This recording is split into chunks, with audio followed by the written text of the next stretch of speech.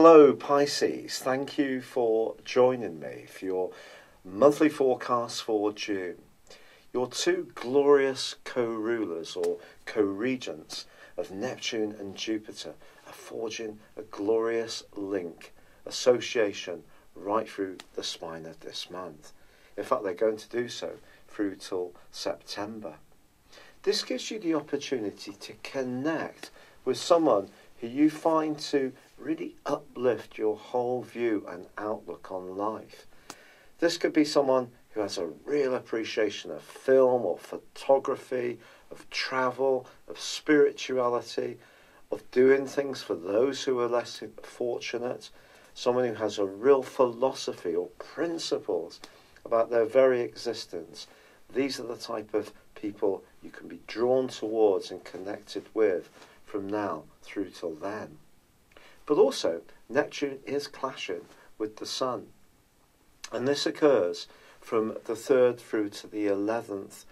The Sun is in the most tender part of your horoscope, an area which is very much to do with your home, your immediate environment and surroundings, your very emotional relationships with family and extended family, the people who really count towards making you feel safe and secure. And it's possible a relationship could seem a little out of kilter. Someone could seem a little distant or evasive or unavailable, and that can be confusing and perhaps see you feeling a little bit down about it. But hold on to that link between Neptune and Jupiter, which gives you the opportunity to rise above things, to see things in a more spiritual dimension, in a world which seems to get ever more materialistic, grabbing, and quite shallow in some ways. So see the bigger side of things, the bigger side of yourself. Rise above any challenges that come from that particular influence. Because, you know, Pisces, Venus is in a fantastic location for you through to mid-month. One which is about playfulness, it's about glamour, it's about you giving yourself some kind of makeover which draws admirers to you. And there could be someone in your friendship group who makes a beeline towards you from the 4th through to the 8th.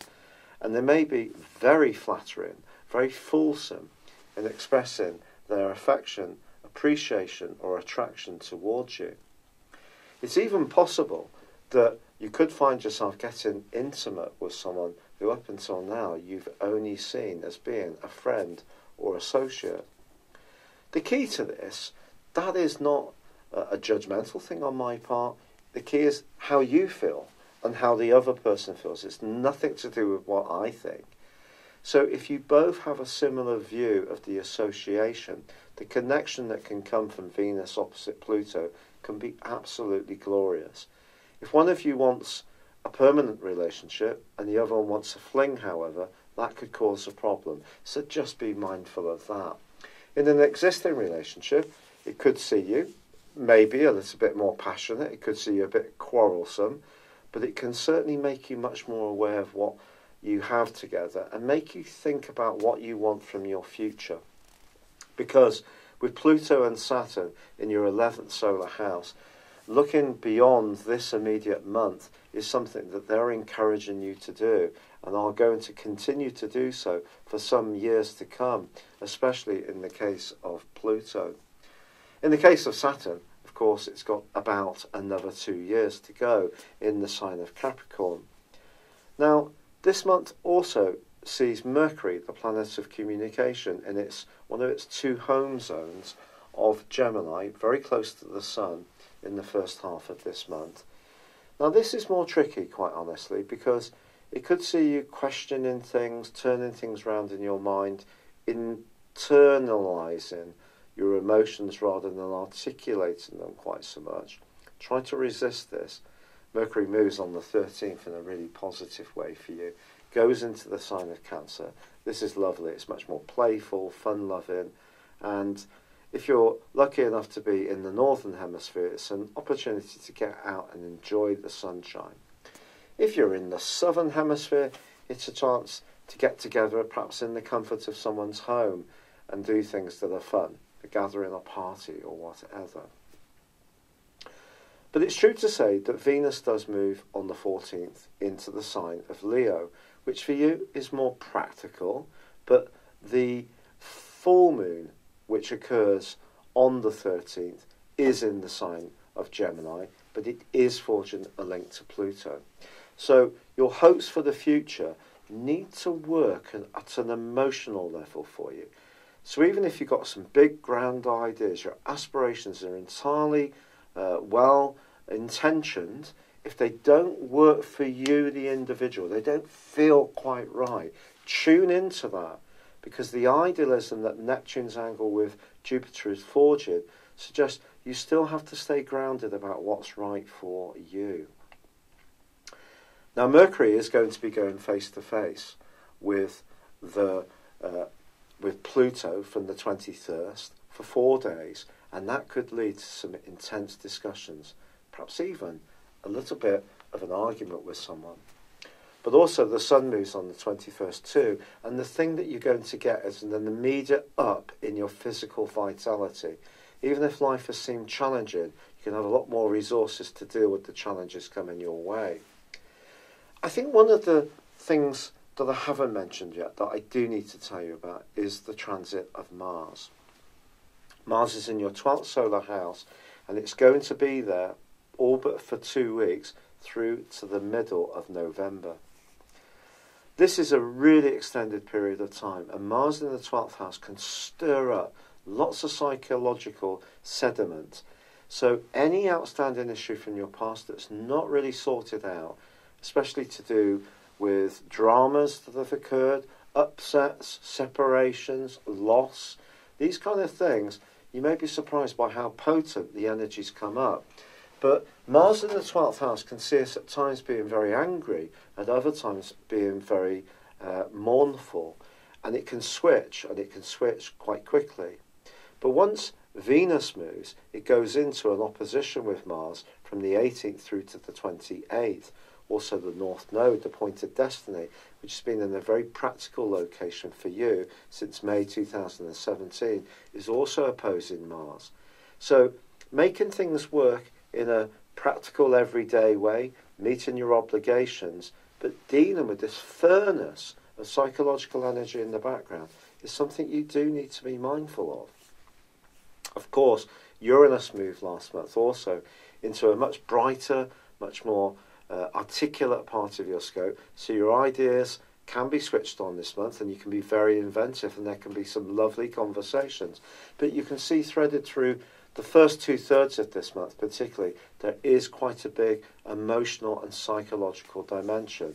Once the Sun moves, even despite the Mercury-Pluto opposition between the 21st and the 24th, I do feel more energy will come into your situation, but then Mars goes into a retrograde on the 26th. And that's why it's going to twist backwards into Capricorn for those 2 weeks. Try to be philosophical about this. I think there will be times this month where you need to actually slow things down and just step back and perhaps cocoon yourself away. Give yourself the opportunity to meditate.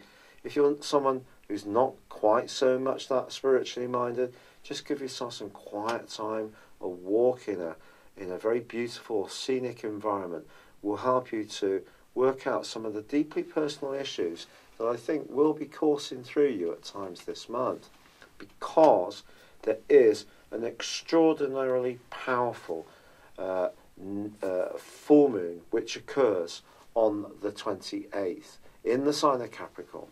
This could be a pinch point around a relationship in the following 2 weeks of whether it really has a future or not. This may be challenging, but it's not insurmountable. What it's asking you to do is be utterly realistic.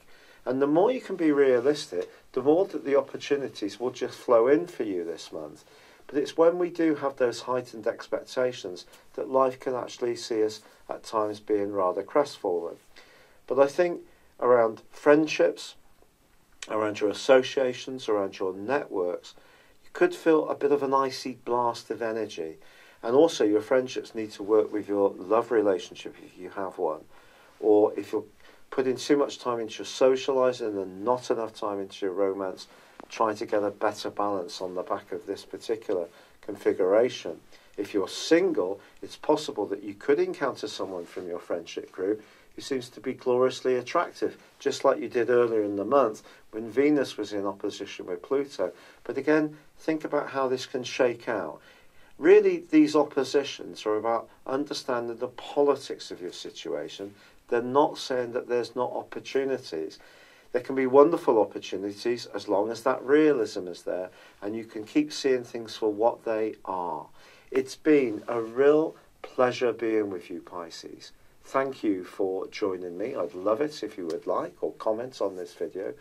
Or if you've yet to do so, subscribe to my channel. But for now, good luck and goodbye. Hello, thank you so much for watching my video. I'd love you to join me at my Horoscope Ace app.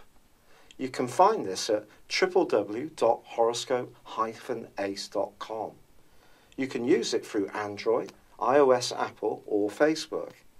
Check out your ascendant or your moon sign or download your free birth chart. There's all your favourite videos, plus there are daily, weekly, monthly and yearly horoscopes for general, love, Chinese and Indian astrology. If your passion is tarot, there's my brilliant 3-card money or love tarot readings too. And it's all there at www.horoscope-ace.com. Thank you.